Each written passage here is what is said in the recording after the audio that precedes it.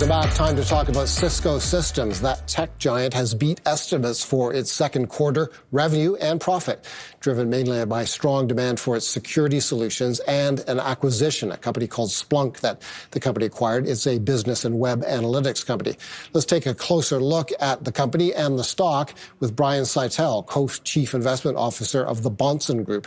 Brian, thanks a lot for joining us. You consider this company to be very well positioned in the AI revolution, particularly from a picks and shovels point of view, supplying the hyperscalers with things they need.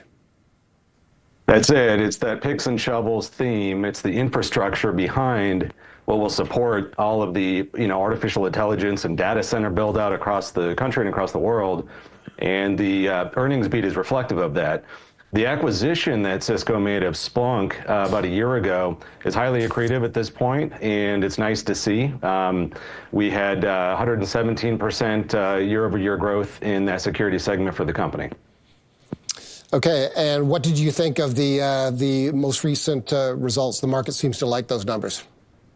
The market does. I mean, the Cisco was up about 7% earlier in the morning. It's up about 2% now. And I think some of that has to do with understanding that while the earnings beat, we had better than expected top line and bottom line. We got 94 cents a share versus 91. If you were to remove Splunk, for example, the growth was sort of 1%, give or take. And so it was a bit flat. And I think markets have digested that. My comment to that is that, believe it or not, a year ago, those year-over-year numbers, we were still coming off of a backlog of COVID pandemic backlog issues that Cisco was working through. And so the numbers are a little shifted there. But nonetheless, the Splunk acquisition is definitely something that is moving the needle here in a good way. You made some comments recently in some notes on the stock about its exposure to tariffs, U.S.-imposed tariffs, and perhaps a response from other countries. That's interesting in the context of this company. How is it positioned with respect to potential tariffs?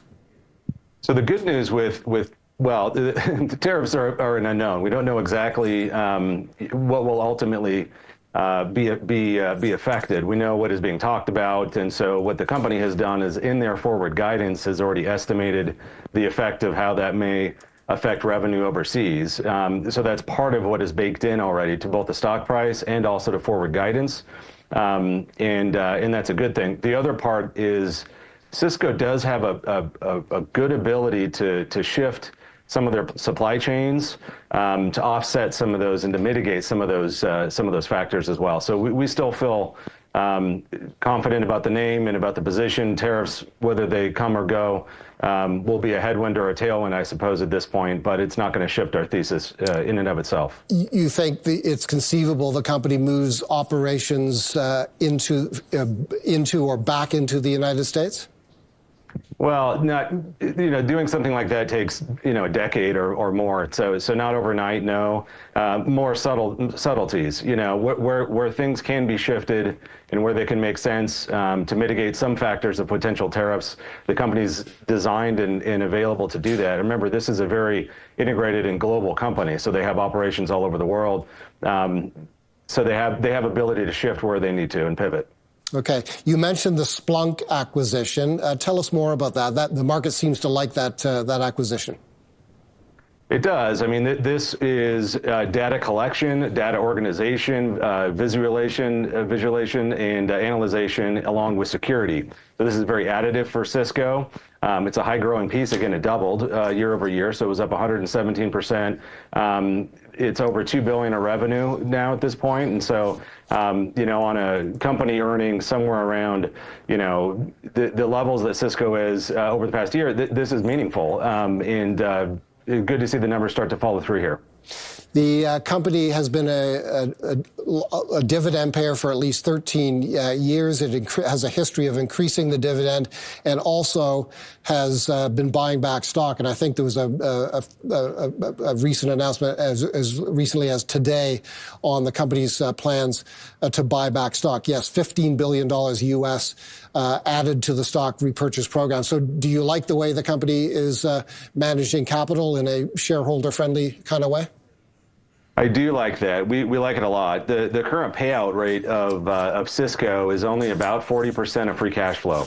So if you looked at the total amount of dividends being paid out at somewhere around $6.5 billion, you looked at share buybacks now upwards of 15. Now that's doubling from last year. They only bought back about 7.5, a little less than that billion of shares last year in 2024. So that's a big step forward. And the two things I'll say is, one, yes, we think it's good stewardship. But two, we really like to see the growth of dividend. Now, they increased the dividend this quarter 3%, which is fantastic. If you analyze that number, you're in double-digit territory. That's what Cisco has done over the course of their 13 years. They have a lot of firepower and bullets in the chamber, so to speak, to be able to continue to do that with only paying out about 40% of free cash flow. So all those things are very attractive to us as shareholders.